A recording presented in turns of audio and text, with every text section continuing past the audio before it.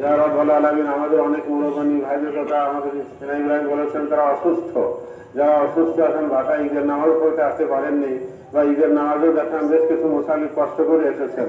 ইয়া রাব্বাল আলামিন, এই অসুস্থ সকল মানুষের পূর্ণ সুস্থতা দান করেন। যে ডাক্তার এবং যে সুচিকিৎসায় ব্যবস্থা হয়, সেটা আপনি গায়েবীভাবে ব্যবস্থা করে দেন। যে ডাক্তার যে ওষুধই তাদের সুস্থতা আছে, সেই ডাক্তার সেই ওষুধই ব্যবস্থা করে দেন।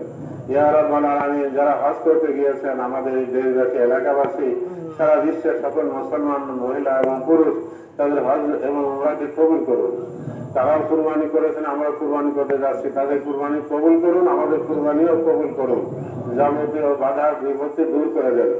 আমাদের এই ঈদগাহ সেক্রেটারি তথা পরবর্তী সভাপতি সাহেব মহাশয় ছিলেন, তার কবরকে কিয়ামত পর্যন্ত জান্নাতুল ফিরদাউসের টুকরা বানিয়ে দেন।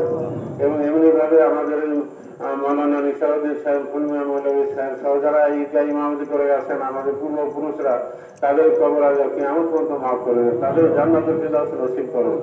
রব্বানা তাকাব্বাল মিন্না ইন্নাকা আনতাস সামিউল আলিম ওয়া তুব আলাইনা ইন্নাকা আনতাত তাওয়াবুর রহিম বিরহমাতিকা ইয়া আরহামার রাহিমিন।